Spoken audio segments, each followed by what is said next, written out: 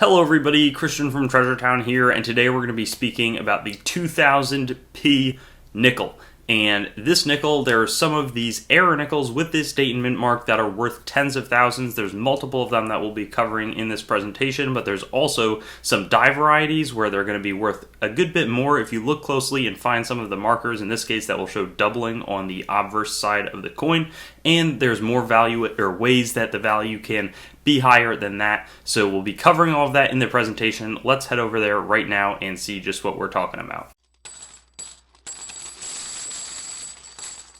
So here we've got the 2000p Jefferson nickel, and I'm not going to spend too much time on the general overview. Outside of that, there's no major varieties, but there is one that I'm really excited to speak about after we get over the general sort of conditional update. But at one point, there were some silver ones. You want to look for a big mint mark above Monticello from 1942 to 1945. Now, in terms of the conditional ones, a key metric to look for is going to be the existence of full steps. So it's not even really worth submitting if it's mint state 66 or 66 plus, but if you think it has a shot at 67 and then maybe it falls to one of the lower ones, then you're in a much better spot. But you want to look for a clear existence of separated steps with no sort of markings that are hitting them, because that shows a really strong strike, and it's not always super easy to find on the specific date and mint mark, and the value shows the upside that we're working with. But the really cool one to look for that I would suggest is the 2000p double die obverse. Really nice spread along the S and the U in trust. Same thing in the E and the R. So this one doesn't have massive valuation upside because it's not super well known, but I could actually see a mint state 65 if you place it to the right person who's really looking for these, since they haven't been that well publicized. It's just by WEXLER and CRAWFORD. A collector who wants it may have to pay a good bit, so it could be actually well above the values that I'm showing. But that's one that could be on any coin. The next ones are some really spectacular errors that are just super fun to think through.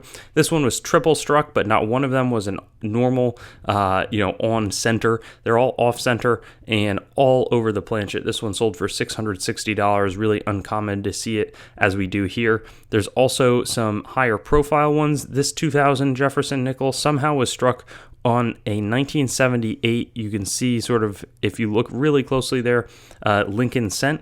This sold for $12,100, so extreme valuation, but it makes sense. I mean, it really is curious. How did a 1978 Lincoln cent get struck with 2000 nickel dies?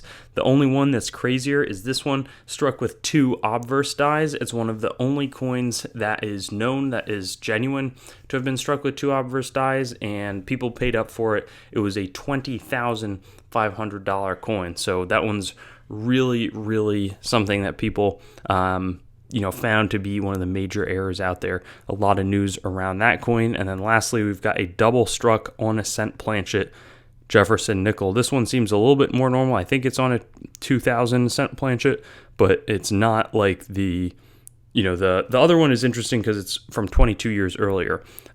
Here we can see though the 2000 Jefferson nickel, but it's also double struck because it's a flip over double strike.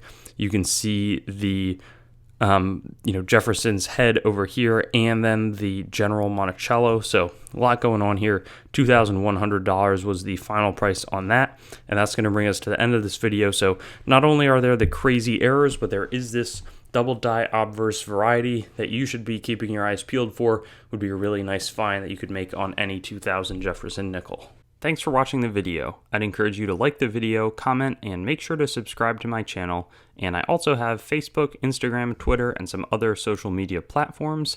You can also go to my main channel website, treasuretownYT.com, to learn more about the channel and sort of stay in contact. I also will eventually host all of these videos on coinsmetalscards.com, which will be both news, marketplace, and coin information. I do have the goal of eventually getting pretty much every US coin, date, mint mark, denomination on the channel with a similar video to the one that you just watched, and that will likely all be hosted there. And then I also have treasuretowncoins.com, which is sort of my coin dealing wing, coin dealing only entity that is a little bit less focused on content production. So thank you so much, and I'll look forward to seeing you on some of my other videos. I also have videos that are not just the date, mint mark, denomination recap in this format, so you can check some of those out, and I'll have fun seeing you there.